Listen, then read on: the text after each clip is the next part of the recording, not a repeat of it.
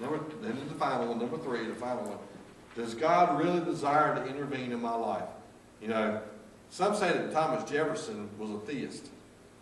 And they said that he was the one that invented the separation of church and state. Well, they got this great big old thing they talk about. If you look on his tombstone, and it's a whole lot different. I mean, his tombstone does say separation of church and state, but not separation of God and state. There's a big difference. We've got to have God. He said we've got to have God's help. Matter of fact, Thomas Jefferson has his own New Testament. You know what he did? He took the New Testament and took all the writings of Jesus, the talking of Jesus. And in his New Testament, it's all about Jesus. That's what he's got. He's got a whole book with nothing but the sayings of Jesus in it. And he lived by those sayings. And because he did, God blessed him. Now, the steps of a good man are ordered by the Lord. So the steps, the direction. The direction of a man, what you're doing. It's ordered by the Lord. He'll give you clear direction. Matter of fact, ordered by the Lord means it's directed by Him. What you got to do can be directed by Him, but you've got to let Him direct you. My problem is, sometimes I believe we got clear direction, and then with a little burp, and then I'm ready to... I know, y'all aren't like that. Yeah. That's why I preach the miserable blessing Sundays, because, you know, I thought about it when I started going back. As soon as I started going back to school, I was going back to school, and that was some powerful stuff, and it threw me right in psychology right to start with. So I got hit with 3 courses of psychology, bam, bam, bam, in the middle. Also some rhetoric and research, and so bam, bam, bam, bam, bam. And so I'm having to concentrate on this, and Linda got sicker. And at the same time, there was some family breakdown amongst the outer family, and then Bethany gets arrested and gets in trouble. And I'm trying to take care of her. And I said, Lord, I really thought you wanted me to take this.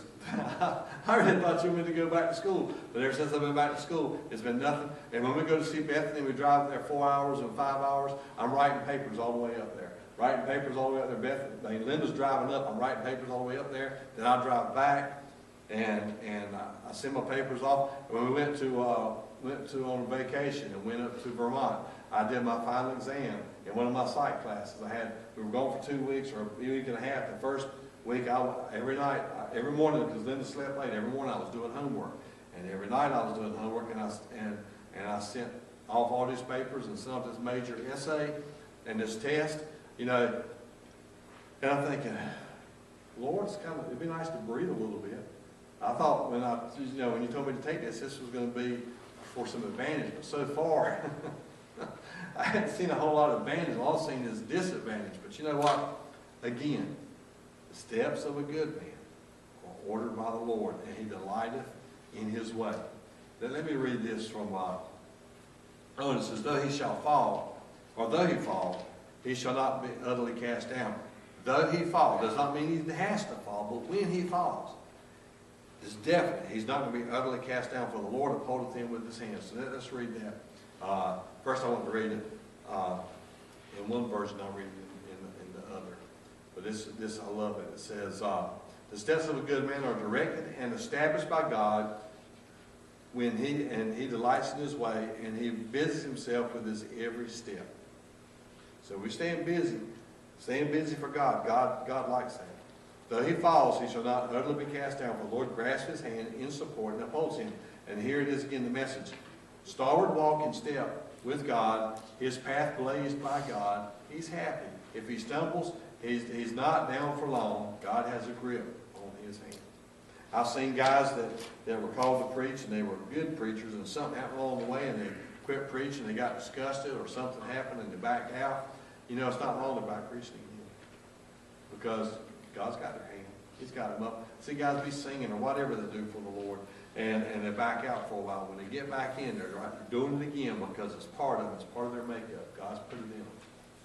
So, God's awesome.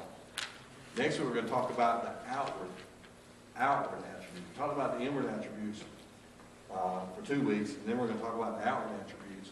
But this was just something kind of just to kind of put the brakes on, slow down for a minute, and just kind of take all this in.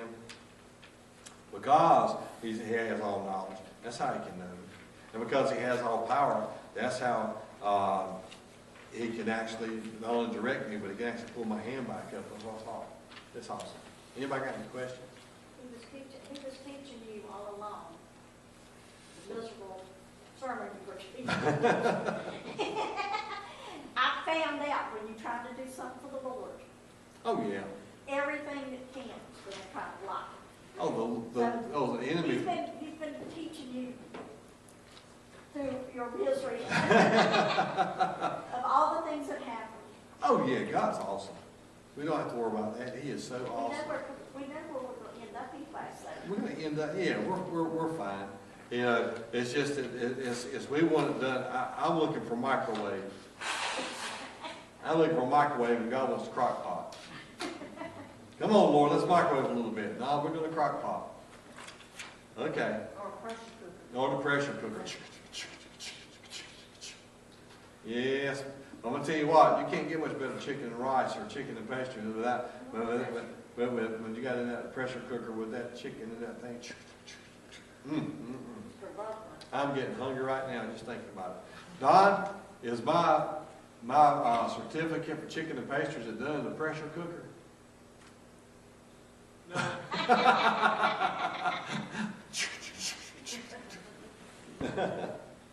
But it's not down to the rooster either. That's right.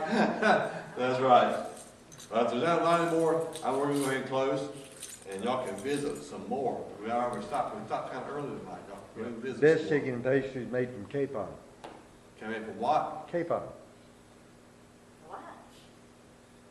A capon. A capon. So, You know what a capon is? yeah, I know what one is. It's a new rooster. Mm-hmm. A what? It's a rooster that has been unroosted. Oh. A young rooster. Oh. Yeah. Nobody Been bought neutered. crazy. A neutered rooster. A new rooster. Okay. Well, okay. A unique rooster. Okay, well, that one, I think we need to. let's get away from that one, and we're going to go back over here. So Sunday morning, 10:30, we're going to have a short service from 10:30 to 11:30. Not sure all that's going to happen right now. Still trying to work it all out, but we're going to have, they're all going to be having communion, and we're going to sing a few songs, and it may not even last till 11:30, but again, it's God's birthday. It's Jesus' birthday. Let's come in and, you know, they might have birthday cake. I don't know. That would be pretty cool too, have a birthday cake. Okay. You wash it off. Don't have no black ice. All right.